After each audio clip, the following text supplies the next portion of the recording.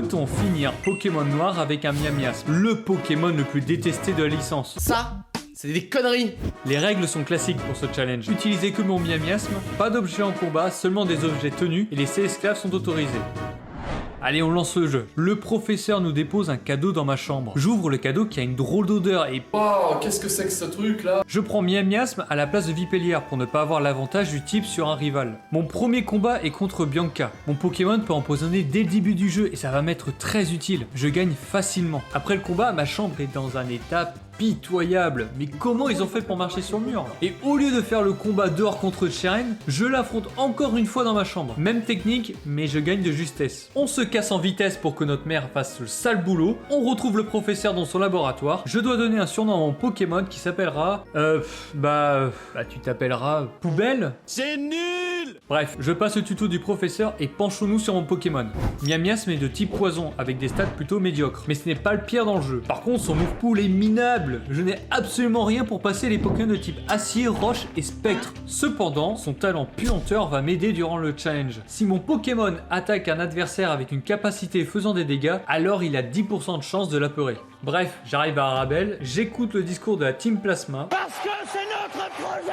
Quand tu parles, tu casses les couilles. Je mets une raclée au mystérieux N et je pars en direction d'Ogoès. Je décide d'affronter tous les dresseurs des vestiges du rêve pour gagner de l'XP. Pour entrer dans l'arène, je dois obligatoirement battre Cheren et j'arrive enfin devant mon premier champion, Armando. Pour commencer, je place les pics toxiques. Son pot chaud me baisse jusqu'à la moitié de mes PV à cause de morsures. Je le bombarde de bombes acides qui fait baisser de 2 crans la défense spéciale. Même schéma pour son flamme à joue qui est en plus empoisonné et ça passe du premier coup. Allez, premier badge en poche. Pour avancer dans le jeu, je dois faire la quête d'une scientifique dans une usine désaffectée à l'est de la ville. Avec Bianca, on croise la Team Plasma qui défonce Muna. Et évidemment, Bianca est tellement minable qu'on doit faire le sale boulot. Victime, victime, victime, victime. Après avoir corrigé tout le monde, les Pokémon se barrent et la scientifique trouve son bonheur. Tout est bien qui finit bien. Je continue mon chemin pour arriver sur la route 3 et j'ai été surpris. Je ne peux pas continuer mon aventure à cause de 2 putains de fillettes qui veulent absolument me lancer un combat duo et en plus elles me font la morale. J'utilise mon esclave et je les atomise.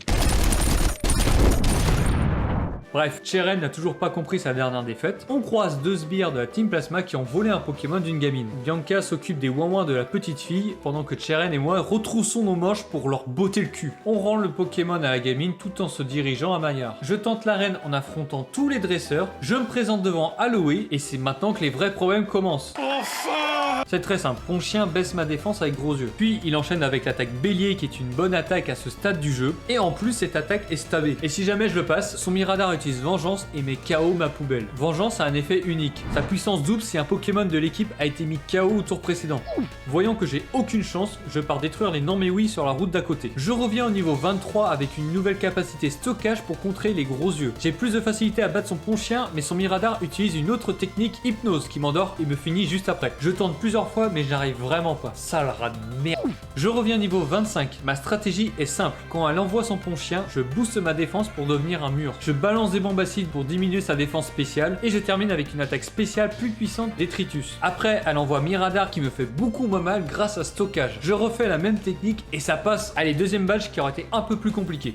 En sortant de là, la Team Plasma vole le crâne du musée. Direction la forêt d'Empoigne avec le prochain champion Artie.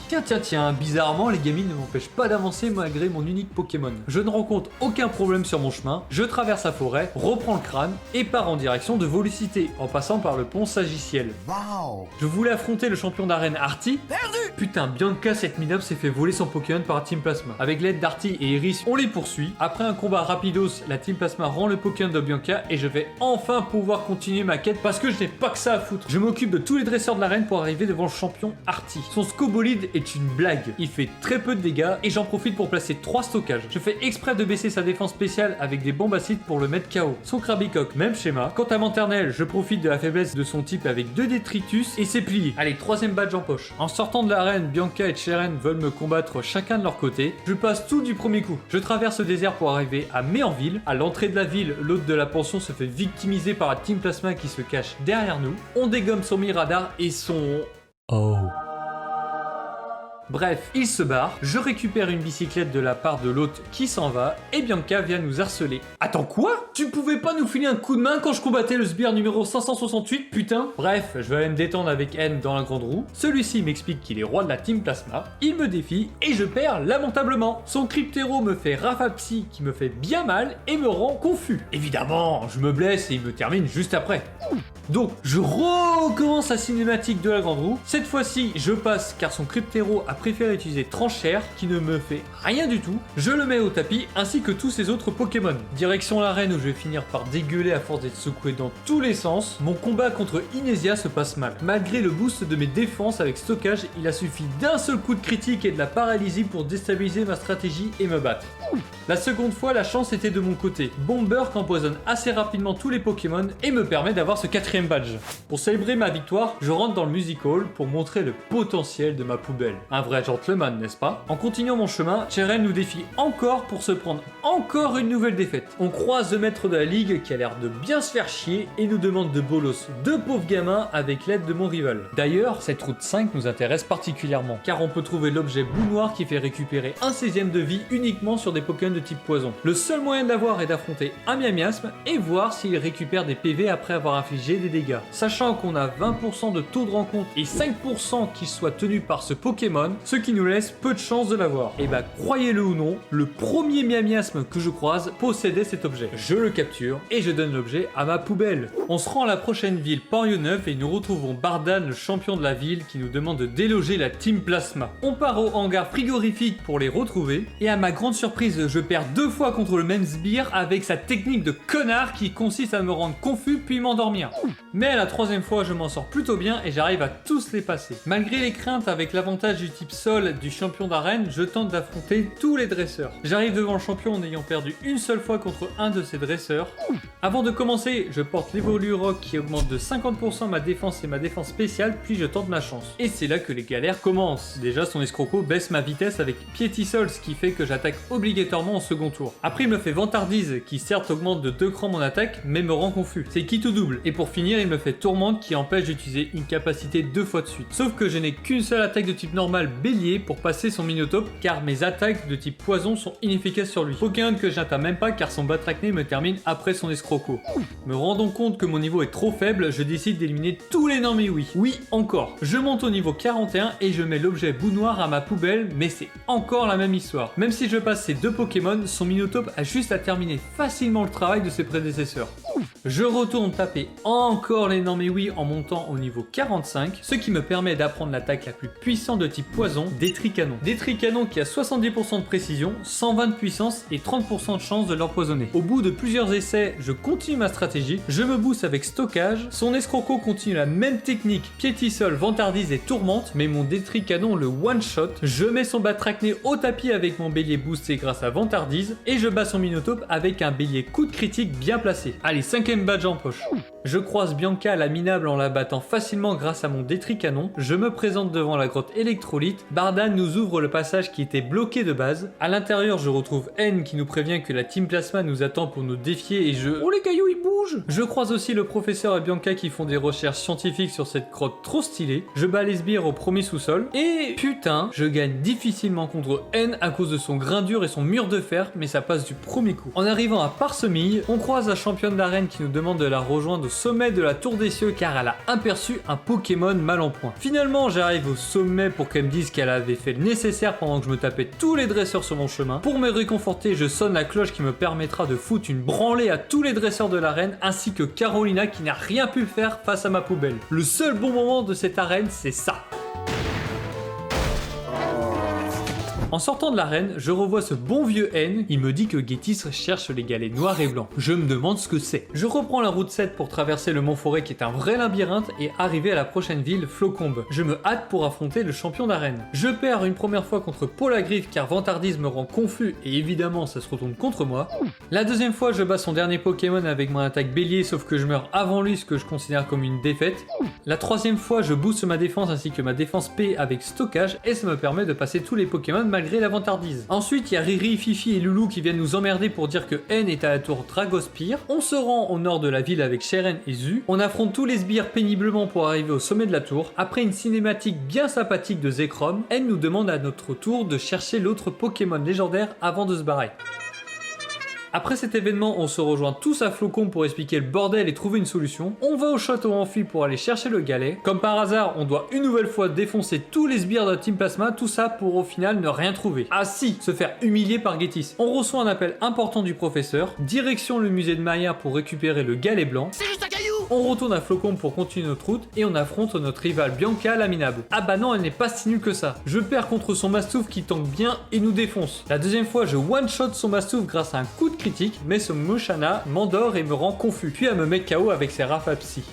La troisième fois, je lance 2 détricanons pour mettre KO son Mastouf et son Moshana, sachant que le reste de son équipe ne m'a pas posé de problème. Au bout du pont ferroviaire, j'assiste au discours de Getis, mais ça doit être compliqué de s'entendre avec des trains qui passent juste en dessous de nous. Arrivé à Janusia, Getis continue son discours de propagande et je fais la rencontre des champions d'arène de cette ville. Il nous raconte l'histoire des 2 dragons légendaires que si on n'arrête pas N rapidement, on est dans la merde. Mais nous on en a rien à foutre et on veut combattre le champion d'arène. Je craignais la difficulté à battre Watson, mais non, une grosse blague. Je le passe du premier coup. Allez, dernier badge en poche. Sur la route 10, j'affronte Cheren pour lui faire comprendre une bonne fois pour toutes que seule Bianca a réussi à me battre entre les deux. Cheren, tu es nul. J'emprunte la route Victoire pour accéder à la Ligue Pokémon malgré une défaite contre un dresseur random. Je me présente à la Ligue Pokémon au niveau 62. Je tente ma chance contre Kunz. Ces Pokémon sont des tanks. Son Judo Crack fait Piétisol, ce qui m'oblige à taper au second tour. Je passe difficilement son Judo Crack et son Caraclé, mais son Béto Chef me retient mes espoirs à cause d'un coup de critique. Je me dis que j'ai aucune chance de battre tous les conseils avec ce niveau et je reviens au niveau 70. Je vois un espoir de battre Kunz car je perds de justesse contre son dernier Pokémon. Au final, je retente ma chance. Je fais un coup de critique bien placé sur son Judo Crack malgré mes PV. Encore un coup de critique sur son Caraclé, décidément c'est mon jour. Son Béto Chef, je le passe avec 2 Bomberk grâce au poison. Et Shaofouine me faisait peu de dégâts avec son pied sauté, donc je l'ai mis KO en 2 coups. Contre Pieris, ce n'est pas la même histoire. Son Bagaïd me fait jet de sable qui abaisse ma précision et il baisse ma défense avec ma chouille. Son Crocorib arrive avec intimidation qui baisse mon attaque et putain, qu'est-ce qu'il me fait super mal avec son séisme. Et franchement, je n'arrive vraiment pas à le passer. Bon, je vais faire un tour d'XP en montant au niveau 75. Kunz ne me pose plus de problème. Pieris, c'est toujours la même histoire. Alors je vais réveiller Persila. Je répète, je vais réveiller Persila du conseil 4. Y'a que moi que ça choque. Bon, je comprends qu'elle vient bien du conseil 4 car ma poubelle ne fait pas long feu contre son premier Pokémon. Alors je décide de changer de stratégie contre elle. Je bourrine avec mes détricanons car je vois que j'ai plus de chances de passer. Et je meurs comme une merde contre son Sidérella qui était son dernier Pokémon. Au bout de plusieurs essais, je fais détricanon sur Symbios et Cryptero qui le one-shot. Son Moshana résiste de peu et ne peut pas m'attaquer à cause de mon talent puanteur. Et il meurt à cause du poison. Je fais Bomber sur Sidérella qui a la trouille et je le termine avec des tricanons en n'ayant perdu aucun PV. Prochain combat à Nice et c'est là que j'ai compris définitivement que je ne passerai pas la ligue avec ce niveau. Son Toutonkafer me fait feu follet et son Golémastoc utilise malédiction. Bref, j'ai la flemme de forcer et je prends la décision de monter ma poubelle niveau 100 avec de l'XP et tous mes super bonbons. Je reprends les choses en main car j'avais la soif de vengeance contre Pieris. J'arrive pour la première fois à battre Bagaïd, Crocorib et Léopardus, mais face à son Scalproie, je m'incline parce que je perds trop de PV à cause de mes béliers et ses tranches-nuits. Le second combat, j'ai une chance incroyable. Des tricanons sur Bagaïd et Léopardus qui le one-shot, un coup de critique bien placé sur Crocorib et Scalproie avec mon attaque bélier. Je m'en sors du premier coup contre Persila et Kunz et j'affronte Anis. Je perds car son Toutonkafer me brûle et je n'ai aucune chance de passer. Je recommence et ça se passe mieux. Je fais des tricanons qui a peur Toutonkafer et je le mets KO juste après. Je flippais contre son Golémastoc et au lieu de faire malédiction, il fait séisme. Mais c'est génial! Allez, en 2 coups c'est plié. Son Lugulabre, je le bats difficilement. Et là je me retrouve bloqué contre son Moyade. Je n'avais plus de PP de détricanon et son talent corps maudit bloque mon attaque Bomber. Il me restait que des attaques normales donc je me booste de stockage. Heureusement ça dure que quelques tours et j'ai enfin battu Anis. Bref, on gravite les putains de marches. On retrouve Goya qui perd comme une merde contre N car il faut avoir un Pokémon charismatique pour gagner contre ma poubelle. N fait passer son palais autour de la ligue. Quoi? On gravite les étages pour rejoindre N, Zekrom détruit le mur et il a l'air bien énervé. Oh bah Fred, t'as fait sauter les plombs. Mon gros caillou se réveille et le jeu nous fait comprendre qu'on doit capturer Reshiram. Bon bah, Master Ball. Je fais exprès de perdre pour avoir que ma poubelle dans mon équipe. N nous affronte et le combat emblématique commence. Je sens que ça va être très compliqué. Eh bah non, je passe du premier coup grâce à stockage et des tricanons. Mais Getty s'énerve comme jamais et il veut se débarrasser de nous. Je me prends un coup de critique contre son frison et je perds contre son crapustule qui utilise séisme. Malheureusement, ma poubelle est bien trop forte et au deuxième combat, je lui fous la raclée de sa vie. Le plan de Getty tombe à l'eau, N nous dit adieu et générique. Tiens, je voulais visiter cette maison. Oh non. Oui, j'ai tenté ma chance contre Cynthia, mais impossible de battre son Karchakroc avec son attaque séisme. Ce challenge était vraiment fun à faire, malgré les grosses galères contre certains dresseurs. Mais Miasme est un bon Pokémon pour ce challenge. Si vous avez des idées de challenge, n'hésitez pas à commenter, c'est fait pour ça. Allez, ciao!